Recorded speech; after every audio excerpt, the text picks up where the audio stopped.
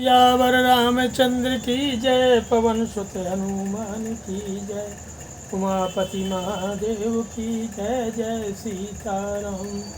श्रीमद् वाल्मीकि रामायण अयोध्या कांड सप्ततितमः सर्गः। राजा दशरथ कांतेति संस्कार तमेवं शोकसंतप्तं भरतं कैकेयीसुतं वाच वरतां श्रेष्ठो वसिष्ठः श्रेष्ठ ऋषि। इस प्रकार शोक से संतप्त हुए कैकेयी कुमार भरत से वक्ताओं में श्रेष्ठ महर्षि वशिष्ठ ने उत्तम वाणी में कहा।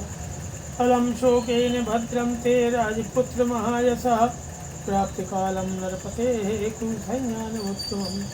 महायशस्वी राजकुमार तुम्हारा कल्याण हो, यह शोक छोड़ो, क्योंकि इससे कुछ होने जाने वाला नहीं है। अब समयोचित कर्तव्य पर ध्यान दो। राजा दशरथ के शव को ताय संस्कार के लिए ले चलने का उत्तम प्रबंध करो। वसिष्ठस्य वचः श्रुत्वा भरतो धरणीं गतः प्रेतकृत्यानि सर्वाणि कारयामास धर्मवितो। वशिष्ठ जी का वचन सुनकर के धर्मज्ञ भरत ने पृथ्वी पर पड़कर उन्हें साष्टांग प्रणाम किया और मंत्रियों द्वारा पिता के संपूर्ण प्रेत कर्म का प्रबंध करवाया।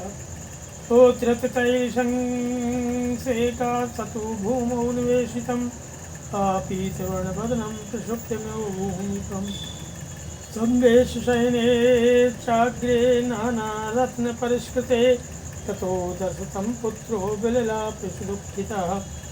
राजा दशरथ का शव तेल के कड़ाहे से निकाल कर भूमि पर रखा गया। अधिक समय तक तेल में पड़े रहने से उसका मुख कुछ पीला पड़ गया।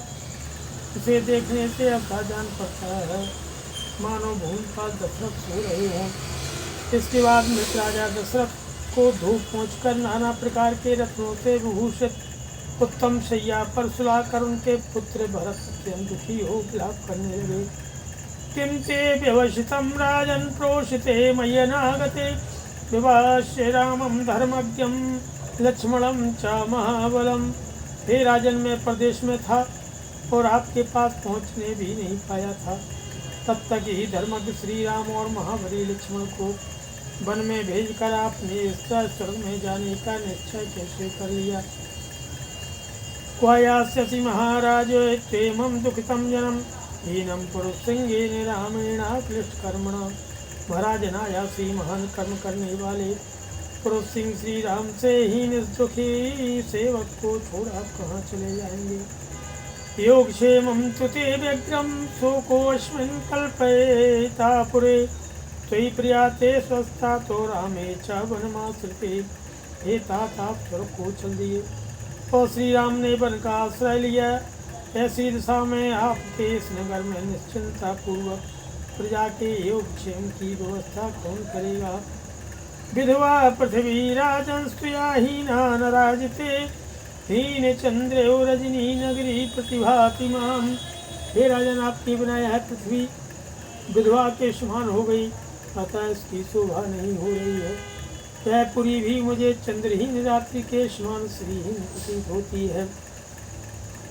एवं विलपमानं तं भरतं दीनमानुषम् अब्रवीद वचनं भूयो वसिष्ठस्तु महामुनि। इस प्रकार दीन चित्त होकर विलाप करते हुए भरत ने महामुनि वशिष्ठ ने फिर कहा कि प्रेत कार्याणि अन्यस्व कर्तव्यानि विशाम्पतेः तानि व्यग्रं महाबाहो क्रियतां विचारितम्। हे महाबाहो, इन महाराज के लिए जो कुछ भी प्रेत कर्म करने हैं उन्हें बिना विचारे शांतचित्त होकर के करो। तथेति भरतो वाक्यं वसिष्ठस्याभिपूज्य ततो पुरोहिताचार्यान् त्वरयामास सर्वतः। तब बहुत अच्छा कह करके भरत ने वशिष्ठ जी की आज्ञा शिरोधार की तथा ऋत्विक पुरोहित और आचार्य सबको इस कार्य के लिए जल्दी करने को कहा। हे त्वग्नयो नरेन्द्रस्व अग्नियगाराद बहिष्कृता ऋत्विक्भिर्याजकैश्चैव ते हूयन्ते यथाविधि। राजा की अग्निशाला से जो अग्नियाँ बाहर निकाली गई थी उनमें ऋषियों और याजकों द्वारा विधिपूर्वक हवन किया गया।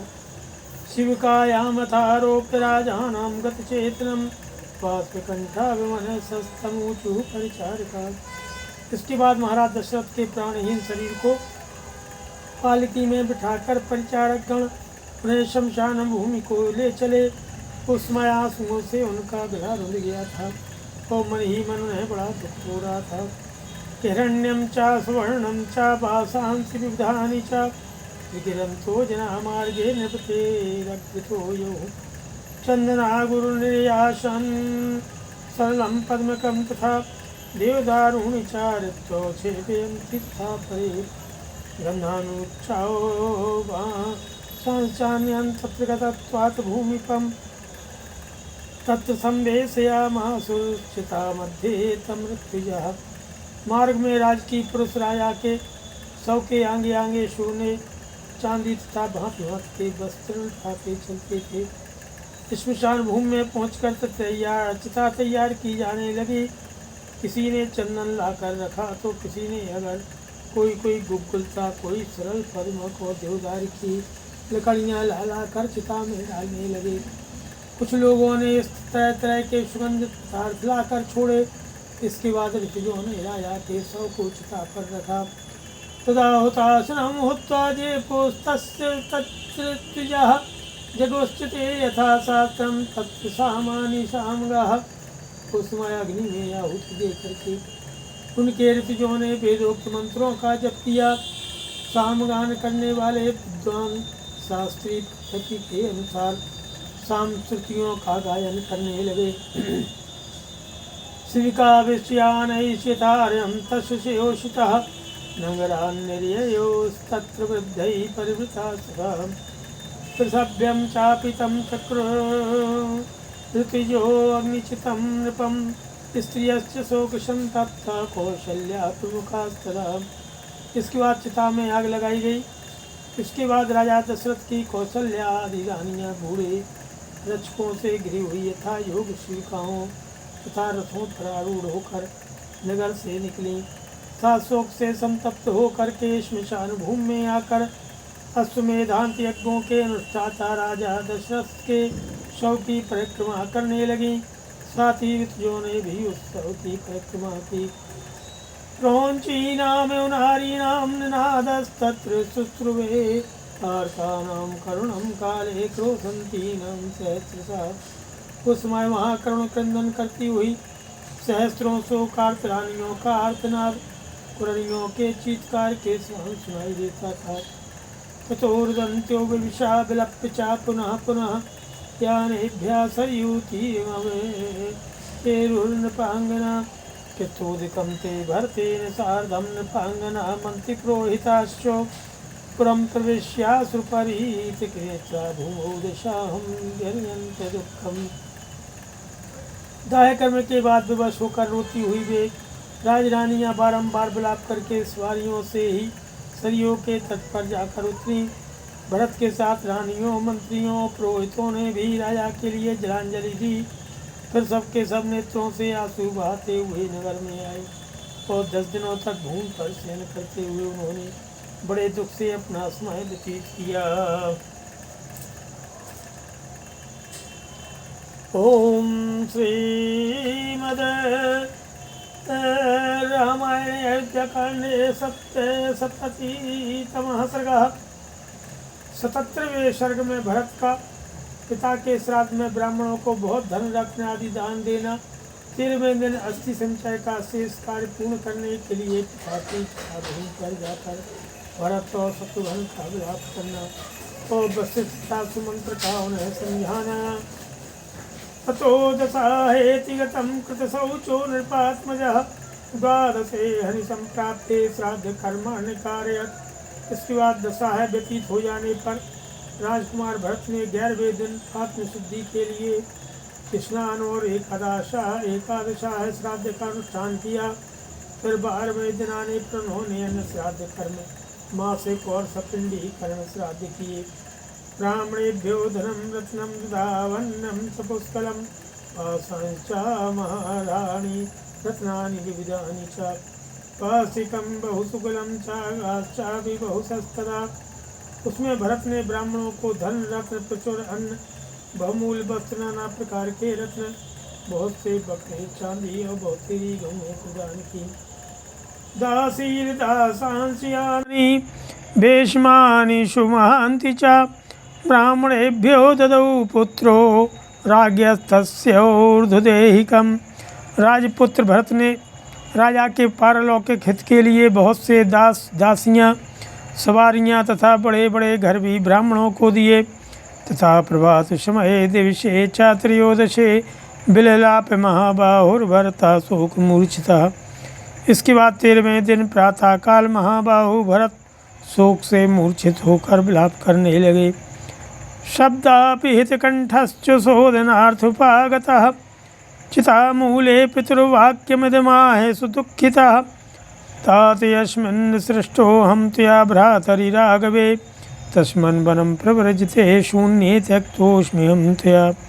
यस्या गतिर्नाथाया पुत्रः प्रव्राजितो वनं तामम्बां तात कौशल्यां त्यक्त्वा त्वं क्व गतो नृपो। उस समय रोने से उनका गला भराया था। वे पिता के चिता स्थान पर अस्थि संचय के लिए आए और अत्यंत दुखी होकर इस प्रकार कहने लगे कि हे तात, आपने मुझे जिन ज्येष्ठ भ्राता श्री रघुनाथ जी के हाथ में सौंपा था, उनके वन में चले जाने पर आपने मुझे सूने में ही छोड़ दिया। इस समय मेरा कोई सहारा नहीं है। अरे तात नरेश्वर, जिस नाथ हुई देवी के एकमात्र आधार पुत्र को आपने वन में भेज दिया, उन माता कौशल्या को छोड़कर आप कहाँ चले गए। दृष्ट्वा भस्मारुणं तच्चोदग्धास्ति स्थानमण्डलं पितुः शरीर निर्वाणं निष्ठनन् विषेशादयः। पिता की चिता का वह स्थान मंडल भस्म से भरा हुआ था। अत्यंत दाह के कारण कुछ लाल दिखाई देता था। वहाँ पिता की जली हुई हड्डियाँ बिखरी हुई थीं। पिता के शरीर के निर्वाण का वह स्थान देखकर भरत अत्यंत विलाप करते हुए शोक में डूब गए। सतु दृष्ट्वा रुदन् दीनः पपात धरणीतले उत्थाप्यमानः शक्रस्य यंत्रध्वजे बहुश्रितः। उस स्थान को देखते ही वे दीन भाव से रो करके पृथ्वी पर गिर पड़े, जैसे इंद्र का यंत्र बद्ध ऊंचा ध्वज ऊपर को उठाए जाते समय खिसक कर गिर पड़ा हो। अभिपेतुस्ततः सर्वे तस्यामात्याः शुचिव्रतम् अंतकाले निपतितं याति ऋषियो यथा। तब उनके सारे मंत्री उन पवित्र व्रत वाले भरत के पास आ पहुँचे, जैसे पुण्यों का अंत होने पर स्वर्ग से गिरे हुए राजा याति के पास अष्टादराज ऋषि आ गए थे। शत्रुघ्नश्चापि भरतं दृष्ट्वा शोके परिप्लुतं विसंज्ञो निपतत् भूमौ भूमिपालमनुस्मरन्। भरत को शोक में डूबा हुआ देख करके शत्रुघ्न भी अपने पिता महाराज दशरथ का बारंबार स्मरण करते हुए चेत होकर पृथ्वी पर गिर पड़े। उन्मत्यो निश्चितो बिललाप सुदुःखितः स्मृत्वा पितुर्गुणांगानि तानि तानि तदा तदा। मंत्रा प्रभावस्तीव्राः कैकेयी ग्राह्य संकुलः वरदानमय क्षोभ्यो मज्जय शोक सागरः। वे समय समय पर अनुभव में आए हुए पिता के लालन पालन संबंधी उन गुणों का स्मरण करके अत्यंत दुखी हो सुदबुदुख हो करके उन्मत्त के समान विलाप करने लगे। हाय मंत्रा से जिसका प्राकट हुआ है, कैकेयी रूपी ग्राह्य से जो व्याप्त है तथा जो किसी प्रकार भी मिटाया नहीं जा सकता, उस वरदानमय शोक रूपी उस समुद्र ने हम सब लोगों को अपने भीतर निमग्न कर दिया है। सुकुमारं च बालं च सततं लालितं त्वया क्वतात भरतं हित्वा विलपन्तं ततो गतो भवान्।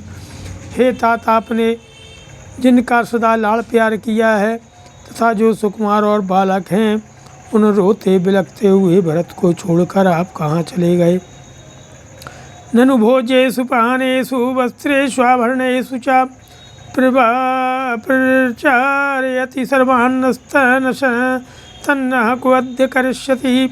भोजन पान वस्त्र आभूषण सबको अधिक संख्या में एकत्र करके आप हम सब लोगों से अपनी रुचि की वस्तुएं ग्रहण करने को कहते थे।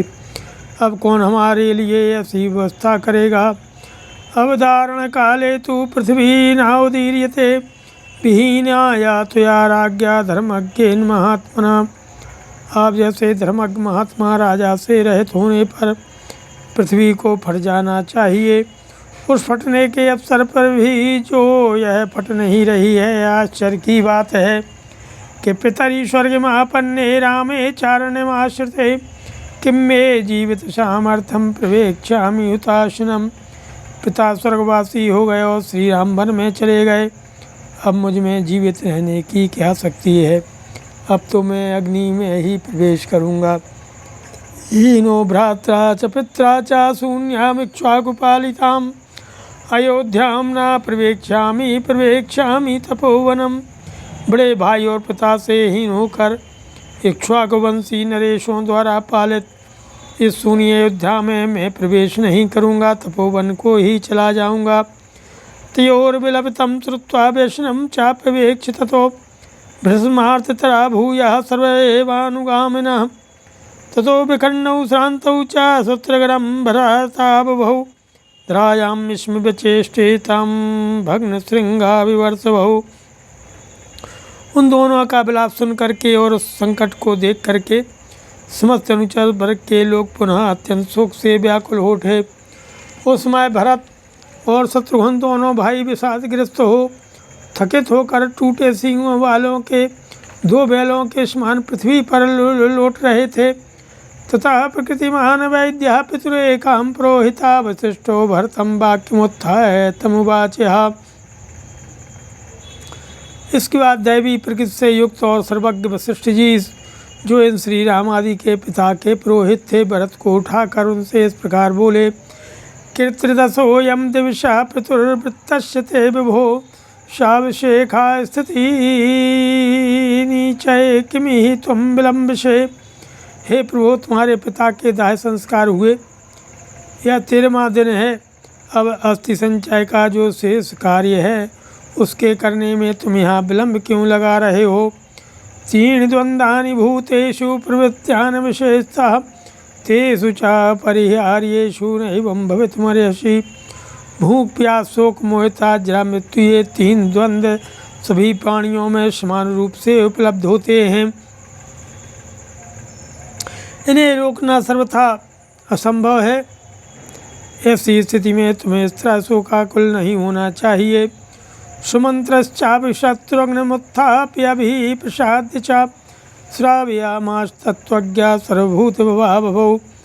तत्त्वज्ञ सुमंत्र ने भी शत्रुघ्न को उठाकर उनके चित्त को शांत किया तथा समस्त प्राणियों के जन्म और मरण की अनिवार्यता का उपदेश सुनाया। उत्थितौ तौ नरव्याघ्रौ प्रकाशेते यशस्विनौ वर्षा तप परिज्ञानौ पृथगेन्द्रध्वजा विभो। अश्रूणि परिमृदगन्तौ रक्ताक्षौ दीनभाषिणौ अमात्या त्वरयन्ती स्मितनियौ च पराक्रिया। उस समय उठे हुए वे दोनों यशस्वी नरश्रेष्ठ वर्षा और धूप से मलिन हुए 2 अलग अलग इंद्रध्वजों के समान प्रकाशित हो रहे थे। वे आंसू पहुँचते हुए दीनतापूर्ण वाणी में बोलते थे। उन दोनों की आंखें लाल हो गई थीं तथा मंत्री लोग उन दोनों राजकुमारों को दूसरी क्रियाएं शीघ्र करने के लिए प्रेरित कर रहे थे। ओम अयोध्या कांडे 8सप्ततितमः सर्गः। 78वें सर्ग में शत्रुघ्न का रोष, उनका कुब्जा को घसीटना और भरत जी के कहने से उसे मूर्छित अवस्था में छोड़ देने का वर्णन किया गया है। यथे यात्रां समीहन्तं शत्रुघ्नो राम लक्ष्मणानुजः भरतं शोकशं तप्तमिदं वचनमब्रवीत् गतया सर्वभूतानां दुःखे पुनरात्मनः। स रामः शत्रुसम्पन्नः स्त्रिया प्रव्राजितो वनम्।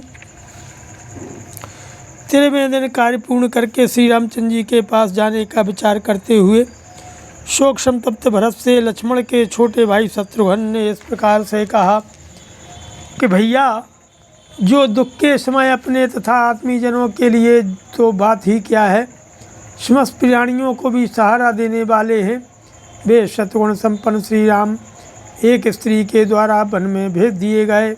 यह कितने खेद की बात है। बलवान वीर संपन्नो लक्ष्मणो नाम वोऽप्यसौ किम नमो चैते रामम कृत्वापि पितृनिग्रहम्। तथा वे जो बल और पराक्रम से संपन्न लक्ष्मण नामधारी सूरवीर हैं, उन्होंने भी कुछ नहीं किया। मैं पूछता हूँ कि उन्होंने पिता को कैद करके भी श्री राम को इस संकट से क्यों नहीं छुड़ाया। पूर्व में तो विग्राह्या संवेक्षणयानौ उत्पथम यह समारूढ़ो नार्या राजा वशम गतः। जब राजा एक नारी के वश में होकर बुरे मार्ग पर आरूढ़ हो चुके थे, तब न्याय और अन्याय का विचार करके उन्हें पहले ही कैद कर लेना चाहिए था। इति संभाषमाणे तु शत्रुघ्ने लक्ष्मणानुजे प्रागद्वारे भूत तदा कुब्जा सर्वाभरण भूषिता। लक्ष्मण के छोटे भाई शत्रुघ्न जब इस प्रकार रोष में भरकर बोल रहे थे, उसी समय कुब्जा समस्त आभूषणों से विभूषित होकर के उस राजभवन के पूर्व द्वार पर आकर खड़ी हो गई। किलिप्ता चंदन शारेण राजवस्त्राणि बिभृति विविधम विविधैस्तैस्तै भूषणैश्च विभूषिता। उसके अंगों में उत्तम उत्तम चंदन का लेप लगा हुआ था तथा वह राज रानियों के पहनने योग्य विविध वस्त्र धारण करके भांति भांति के आभूषणों से सज कर वहाँ आई थी। मेखला दाम अभिश्चित्रैरन्यैश्च वरभूषणै प्रवासे बहुभिर्बद्धा रज्जुभिर्यो वानरी। करधनी की विचित्र लड़ियों तथा अन्य बहुसंख्यक सुंदर अलंकारों से अलंकृत होकर के वह बहुत सी रस्सियों में बंधी हुई वानरी के समान जान पड़ती थी। ताम समीचित दाद्वास्तौ भृशं पापस्यकारिणीं गृहीत्वा करुणं कुब्जां शत्रुघ्नाय निवेदयतो। यस्याः कृते वने रामो न्यस्तदेहश्च वः पिता सेयं पापान् संसाचा तस्या कुरु यथामति।